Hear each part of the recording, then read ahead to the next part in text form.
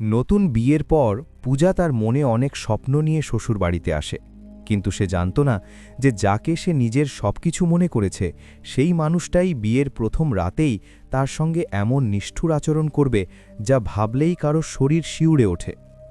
গল্পের শুরুতে আমরা কমলেশ নামে এক মহিলাকে দেখি, যিনি এই বাড়ির বড় বউ। কমলেশ একজন দায়িত্বশীল গৃহিণী, যিনি পুরো পরিবারের যত্ন নেন। তার একটি মেয়ে আছে যার নাম পিঙ্কি। একদিন পিঙ্কি বাইরে খেলছিল, তখন সে দেখে তার চাচা অর্থাৎ অরুণকে কিছু লোক খুব মারধর করছে। অরুণ নিজেকে বাঁচানোর চেষ্টা করছিল, কিন্তু গুন্ডারা বেশি হওয়ায় সে কিছুই করতে পারছিল না।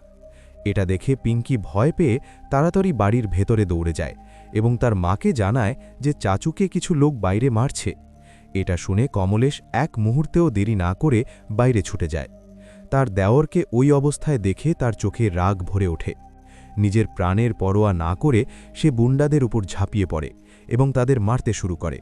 মুহূর্তের মধ্যেই পুরো পরিবেশ উত্তেজনায় ভরে ওঠে। ঠিক তখনই তাদের বাবুজি এসে পড়েন, যার নাম শিবকুমার ভ্রমর। তিনি কমলেশকে বকাঝকা করেন এবং বলেন, অন্তত আগে এটা তো জানা উচিত ছিল যে দোষ কার।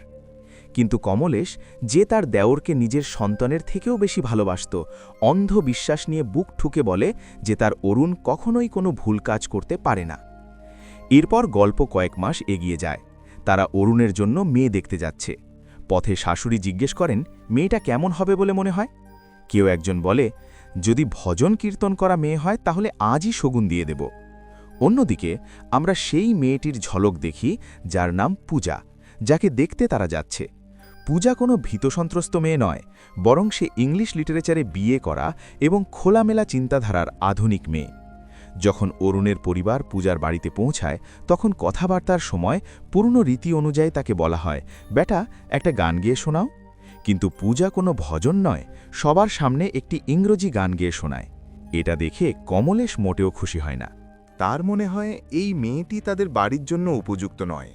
এমনকি সে পূজাকে বলে বসে, তুমি কি সবসময় এমন ছোট ব্লাউজ পরো, যার মাধ্যমে সে বোঝাতে চায় যে মেয়েটির মধ্যে একজন ভালো বউয়ের গুণ নেই।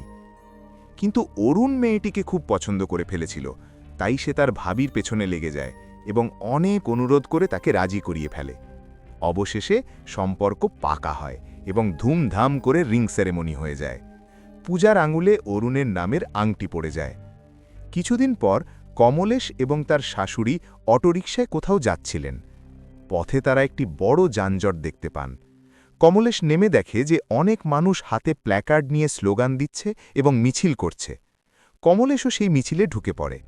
সেখানে সে সোনা নামে এক মেয়েকে জিজ্ঞেস করে, এটা কিসের মিছিল? সোনা জানায় তারা এলজিবিটি কমিউনিটির অধিকার নিয়ে লড়ছে, অর্থাৎ যারা ভিন্ন যৌন পছন্দের মানুষ। কমলেশ এই কথা গিয়ে তার শাশুড়িকে জানায়, কিন্তু তখনই তাদের চোখ পড়ে মিছিলে স্লোগান দিতে থাকা এক মেয়ের উপর। সে আর কেউ নয়, অরুণের হতে যাওয়া স্ত্রী পূজা। নিজেদের হতে যাওয়া সংস্কারী বউকে রাস্তায় এভাবে মিছিল করতে দেখে কমলেশ হতবাক হয়ে যায়। সে রেগে গিয়ে সরাসরি পূজার কাছে যায়, তাকে বাড়িতে নিয়ে আসে এবং জিজ্ঞেস করে, তুই কি লেসবিয়ান? পূজা শান্তভাবে উত্তর দেয়, না, আমি লেসবিয়ান নই, কিন্তু আমি তাদের মানবাধিকারের জন্য লড়ছি। এতে কমলেশের রাগ আরও বেড়ে যায়। সে পূজাকে বকতে বকতে বলে, তুই আমাদের পরিবারের বউ হতে চলেছিস, রাস্তায় এইসব করা তোর মানায় না। এক্ষুনি গিয়ে শাশুড়ির কাছে মাফ চেয়ে নে এবং চুপচাপ বাড়ি চল। কিন্তু পূজা ছিল স্বাধীন চিন্তার মেয়ে। সে কমলেশের চোখে চোখ রেখে বলে, ভাবি, আপনি সেই ধরনের মহিলাদের একজন যাদের জীবন রান্নাঘর থেকেই শুরু হয় এবং সেখানেই শেষ হয়ে যায়। আপনাদের তো বাইরের দুনিয়ায় কি চলছে তা জানাই নেই, কারণ আপনারা খবরের কাগজও সোজা দিক থেকে নয়, উল্টো দিক থেকে পড়া শুরু করেন। আমি কোনো অপরাধ করিনি, তাই আমি কারো কাছে ক্ষমা চাইব না। এই জবাব শুনে কমলেশের অহংকারে আঘাত লাগে। সে রাগে ফেটে পড়ে। পুজোর হাত থেকে বাগদানের আংটি খুলে নিয়ে সবার সামনে সম্পর্ক ভেঙে চলে যায়। সে পুজোকে বলে যে তাকে ক্ষমা চাইতে হবে এবং বাড়ির নিয়মকানুন মেনে চলতে হবে। এই কথা যখন কমলেশের বাড়ির লোকজন জানতে পারে, তখন তারা উল্টে কমলেশের ওপরই রেগে যায়। কমলেশের স্বামী, যার নাম বিনয়, সে কমলেশকে বলে যে তাকে গিয়ে সব ঠিক করতে হবে। এটা খুব বড় কোনো ব্যাপার ছিল না, কিন্তু কমলেশ বলে, উপর থেকে ভগবান নেমে এলেও আমি তার কাছে ক্ষমা চাইব না। তবুও তার দেওরের সামনে সে নরম হয়ে যায়। ভাবি ভাবি বলে সে নিজের ভাবিকে মানিয়ে নেয়। কিছু সময় পরে পুজো নিজে থেকেই তাদের বাড়িতে আসে।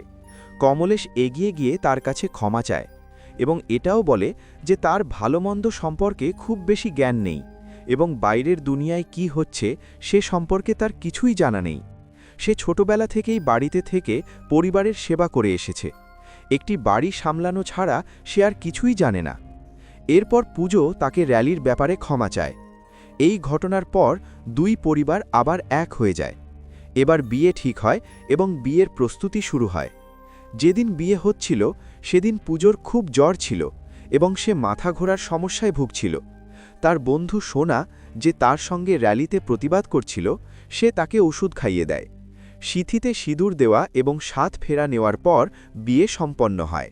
বিয়ের সব রীতি শেষ হওয়ার পর আসে সেই রাত, যেটিকে প্রতিটি নতুন বউ তার জীবনের সবচেয়ে সুন্দর রাত বলে মনে করে, সোহাগ রাত। অরুণ ঘরে আসে এবং কিছু আনুষ্ঠানিক কথা বলার পর সে পুজোর কাছে আসতে শুরু করে। পুজো, যে ব্যথা ও জ্বরে ভুগছিল, খুব স্পষ্টভাবে অরুণকে বলে যে তার শরীর খুব খারাপ, তার জ্বর হয়েছে এবং সারা শরীর ব্যথা করছে। সে অনুরোধ করে যে আজ যেন তারা কিছু না করে, কিন্তু অরুণ যেন কামনা আর স্বামী হওয়ার অহংকারে অন্ধ হয়ে গিয়েছিল। সে পুজোর কথা একটুও শোনেনি।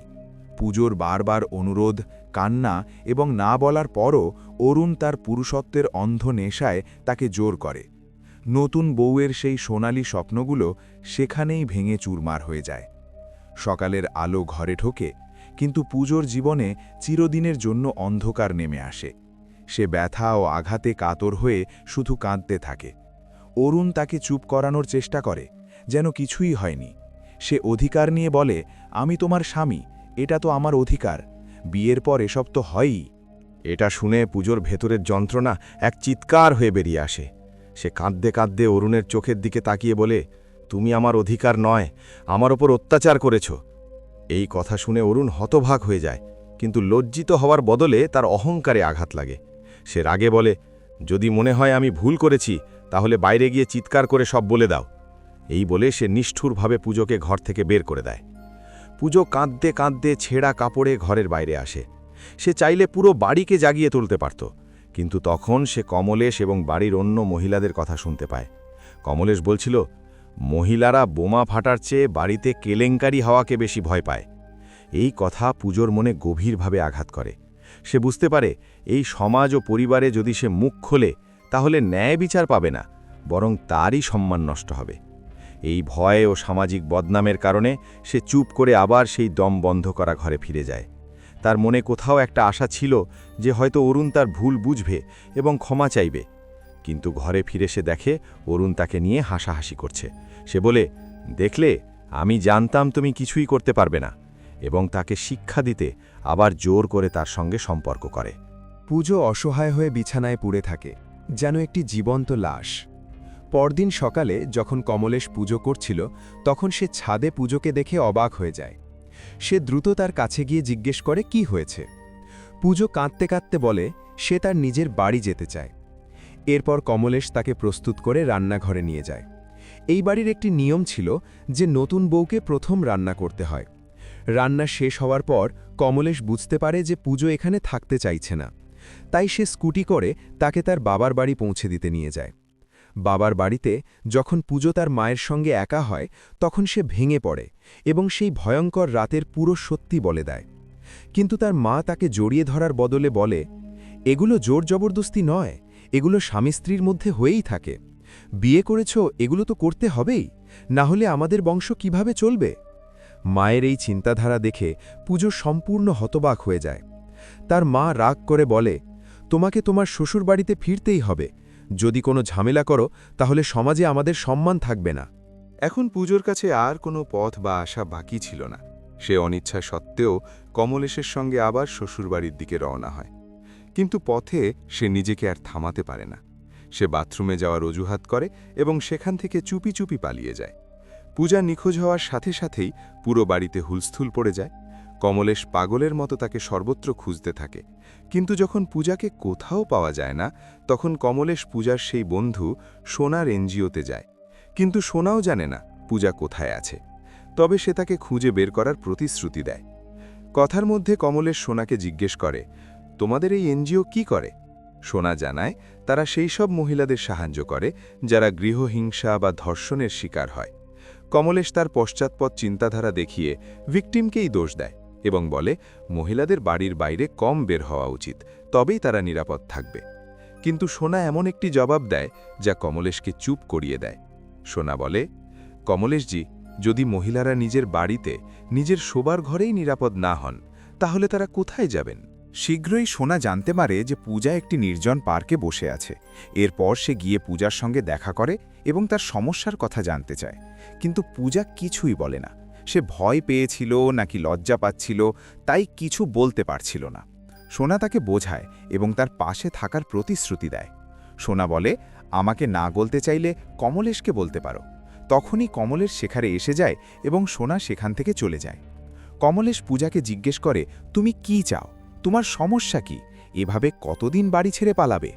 তখন পূজা সাহস করে বলে, অরুণ আমার সঙ্গে জোর করে সম্পর্ক করেছে। এটা শুনেই কমলেশ তাকে চড় মারে এবং বলে, আমার অরুণ এমন করতে পারে না। এটা তো স্বামী স্ত্রীর মধ্যে হয়, এতে ধর্ষণের কি আছে? তখন পূজা বলে, আমার সম্মতিও জরুরি, আমার ইচ্ছার বিরুদ্ধে সে জোর করেছে। এরপর কমলেশ পূজাকে বাড়িতে ফিরিয়ে আনে। বাড়িতে বাউজি তাকে বোঝান যে আমরা অনেক কষ্টে সম্মান অর্জন করেছি, এটা নষ্ট করো না। এই বলে বিষয়টা আপাতত শেষ হয়। কিন্তু পূজা যা বলেছিল তা কমলেশের মনে খচখচ করতে থাকে। পরে কমলেশ তার স্বামীকে জিজ্ঞেস করে, কিছু বছর আগে অরুণের ঝগড়া হয়েছিল কেন? তার স্বামী বিষয়টা এড়িয়ে যায়। কমলেশ ভাবে, যদি অরুণ ভুল করে থাকে তবে তার লালন পালনের জন্য সেও দায়ী। এরপর কমলেশের মেয়ে পিঙ্কি তাকে জিজ্ঞেস করে, এআই কি? পাশের বাড়ির মহিলা বোঝায়, যখন কম্পিউটার মানুষের মতো চিন্তা করতে পারে তখন তাকে এআই বলে। এটা শুনে কমলেশ অবাক হয়। তখনই তার মনে পড়ে পূজাও কনসেন্ট শব্দটি বলেছিল। এই বিভ্রান্তি নিয়ে সে সোনার কাছে যায়। সোনা তাকে বোঝায়, কনসেন্ট মানে হল স্পষ্ট সম্মতি। কোনো কিছু করার আগে অপরজনের অনুমতি থাকা জরুরি। আমাদের শরীরের ওপর আমাদেরই অধিকার আছে। এতে কমলেশ কিছুটা বুঝতে শুরু করে। এরপর পরিবার পূজা ও অরুণকে হানিমুনে পাঠায়। সেখানে পূজা নতুনভাবে শুরু করার অনুরোধ করে, কিন্তু অরুণ আবারও তার ওপর জোর জবরদস্তি করে। হানিমুন থেকে ফেরার পর পূজার জীবন একেবারে দুর্বিষহ হয়ে ওঠে। অরুণ প্রতি রাতে তাকে নির্যাতন করে। একদিন পূজা বাঁচার জন্য বলে যে তার পিরিয়ড চলছে, কিন্তু অরুণ তা বিশ্বাস করে না এবং প্রমাণ চায়। বাধ্য হয়ে পূজা ব্লেড দিয়ে নিজেকে আঘাত করে। পরদিন জানা যায় পূজা হাসপাতালে ভর্তি এবং তার অবস্থা গুরুতর। পরিবার হাসপাতালে আসে। অরুণ মিথ্যা বলে, কিন্তু কমলেশ ডাক্তার থেকে সত্য জানে। এটা পিরিয়ড নয়, পূজা নিজেকে আঘাত করেছে। কমলেশ ভেঙে পড়ে। পূজা জানায় সে সত্যিই নিজেই করেছে, কারণ অরুণ যা করেছে তা সত্য। কমলেশ নিজেও সেই যন্ত্রণা বোঝার চেষ্টা করে, কিন্তু পারে না। তখন সে বুঝতে পারে পূজা মিথ্যা বলছে না। কমলেশ পূজাকে প্রতিশ্রুতি দেয় যে দোষীদের শাস্তি হবে, সে নিজে জড়িত থাকলেও। পরে অরুণ হাসপাতালে এসে ডাক্তারকে জিজ্ঞেস করে কবে সে আবার স্ত্রীর সঙ্গে সম্পর্ক করতে পারবে। ডাক্তার রেগে যায় এবং তাকে বের করে দেয়। ভয়ে অরুণ বাড়ি ফিরে যায়। অন্যদিকে কমলেশ পূজাকে বাড়ি নিয়ে আসে। তারা চাইলে থানায় যেতে পারত, কিন্তু প্রথমে বাড়ির বড়দের সঙ্গে কথা বলতে চায়। বাড়িতে অনুষ্ঠান চলছিল, তাই অরুণকে পূজার সঙ্গে দেখা করতে দেওয়া হয় না। কমলেশ তাকে বলে, তুমি যা করেছ তার শাস্তি পাবে। অরুণ বলে, সে তো আমার স্ত্রী, এটা আমার অধিকার। পরদিন কমলেশ সবার সামনে সত্য প্রকাশ করে। শেষে অরুণ ক্ষমা চায় এবং বিষয়টি চাপা পড়ে যায়। কিন্তু পূজা ও কমলেশ চায় অরুণ যেন তার শাস্তি পায়। এই কারণেই কমলেশ একা বাউজির সঙ্গে কথা বলে। সে তাকে বলে, আপনি আমাদের কথা এভাবে উপেক্ষা করতে পারেন না, আমরাও এই বাড়ির বউ, অন্তত আমাদের কথাটাও তো শোনা উচিত। যদি পূজা কিছু বলছে তাহলে সে মিথ্যে বলছে না। এতে সুকুমার বলেন, ঠিক আছে, আমি মানছি, কিন্তু তোমরা আসলে কি চাও? তোমরা কি বাড়িতে পুলিশ ডাকতে চাও? তোমরা কি অরুণকে জেলে পাঠাতে চাও? বাউজি বলেন, সে তো মাফি চেয়ে নিয়েছে, আর এমন হবে না। কিন্তু কমলেশ চায় অরুণকে পুলিশের হাতে তুলে দিতে। এতে সুকুমার সাফ না করে দেন এবং বলেন, এটা কখনোই হবে না। আমাদের বাড়ির দোরগোড়ায় কোনোদিন পুলিশ আসেনি আর আসবেও না। এটা শুনে কমলেশ কিছুক্ষণ ভাবে, তারপর বলে, আপনি যদি কিছু না করেন তাহলে আমাদেরই কিছু করতে হবে। অর্থাৎ সে বাড়ির বিরুদ্ধে যেতে প্রস্তুত ছিল। এতে সুকুমার বলেন, যদি বাড়ির বিরুদ্ধে যেতে চাও তাহলে আগে এই বাড়ি ছেড়ে বেরিয়ে যাও, বাড়িতে থেকে বাড়ির বিরুদ্ধে যাওয়া যাবে না। এরপর সুকুমার তাদের জিনিসপত্র গুছিয়ে দেন এবং পূজা, কমলেশ ও কমলেশের মেয়েকে বাড়ি থেকে বের করে দেন। সুকুমারের বিশ্বাস ছিল তারা কোথাও যাবে না, কিছুদিন পরই ফিরে আসবে। আর সত্যিই তাই হয়। কমলেশ ফিরে এসে বাউজির পা ছুঁয়ে আশীর্বাদ নেয়। তবে সে মাফি চাইতে আসেনি, বরং আশীর্বাদ নিয়ে আবার চলে যায়। কমলেশ সবাইকে নিয়ে তার নানার বাড়িতে যায়। সেখানে সব ঘটনা বলার পর নানা বলেন, ম্যারিটাল রেপ নামে এখনও কোনো আইন নেই, তাই কিছু করা কঠিন। তবে পরিবারকে শায়েস্তা করতে দাহেজ বা পণ মামলার অভিযোগ করা যেতে পারে। পূজা এতে রাজি হয়, কিন্তু সমস্যাটা ছিল এতে নির্দোষ লোকজনও জেলে যাবে, যা কমলেশ চাইছিল না। সে চেয়েছিল অরুণ তার অপরাধের শাস্তি পাক, কিন্তু আইনের সীমাবদ্ধতার কারণে তাদের দাহেজ মামলা করতেই হয়। মামলা দায়ের হয় এবং অরুণ সহ তার মা বাবাও জেলে যায়, যদিও পরে জামিন পেয়ে যায়। এদিকে সুকুমার তার 2 ছেলেকে নিয়ে বের হয় বউদের আনতে। পথে সে গাড়ি পূজার বাড়ির দিকে ঘুরিয়ে দেয়। সেখানে গিয়ে সে পূজার বাবার সঙ্গে একান্তে কথা বলে এবং কৌশলে পানিতে ঘুমের ওষুধ মিশিয়ে তাকে খাইয়ে দেয়। আগে থেকেই হাসপাতালে রুম বুক করে রাখে। পরে পূজার ভাই এসে জানায় বাবা অজ্ঞান হয়ে গেছেন। এই খবর শুনে পূজা হাসপাতালে ছুটে যায়। বাবার অবস্থা দেখে সে ভেঙে পড়ে। তখন তার বাবা বলে, তোমার শ্বশুরবাড়িতে ফিরে যাও। অরুণও মাফি চেয়ে তাকে বাড়ি ফিরতে বলে। বাবার অনুরোধে পূজা আবার শ্বশুরবাড়ি ফিরে যায়। সব যেন আগের মতো স্বাভাবিক হয়ে যায়। এরপর একদিন বাড়িতে পূজার আয়োজন হয়, যেখানে অনেক মানুষ জড়ো হয়। সেই সুযোগে পূজা সবার সামনে বলে, আমার ইচ্ছের বিরুদ্ধে অরুণ আমার সঙ্গে শারীরিক সম্পর্ক করেছে, সে আমাকে বারবার ধর্ষণ করেছে। সুকুমার তাকে চুপ করানোর চেষ্টা করে এবং সবাইকে চলে যেতে বলে, কিন্তু কমলেশ সব মহিলাদের থামিয়ে দেয় এবং বলে, আমাদের এর বিরুদ্ধে আওয়াজ তুলতেই হবে, না হলে এই অন্যায় চলতেই থাকবে। অরুণ পূজাকে থামাতে গেলে তাকে মারতে যায়, কিন্তু কমলেশ তাকে থামিয়ে নিজেই তাকে চড় মারে। এরপর কমলেশ ঘোষণা করে, আজ থেকে অরুণের সব অধিকার শেষ। সে পূজার পায়ে পড়ে ক্ষমা চাইবে। আজ থেকে এই বাড়ির কোনো নারী তার সঙ্গে সম্পর্ক রাখবে না, কোনো অনুষ্ঠানে সে অংশ নিতে পারবে না। সবাই তাকে বর্জন করলে অরুণ ভেঙে পড়ে এবং কাঁদতে কাঁদতে ক্ষমা চায়, কিন্তু পূজা বলে, শুধু সরি বললেই শরীরের ক্ষত সেরে যায় না। আজ তুমি ক্ষমা চাইছ, কাল আবার করবে। সে আরও বলে, আজ আমাদের দেশে ম্যারিটাল রেপের বিরুদ্ধে শক্ত আইন নেই, কিন্তু যেদিন হবে আমি প্রথম মামলা তোমার বিরুদ্ধে করব। এভাবেই গল্পের সমাপ্তি হয়।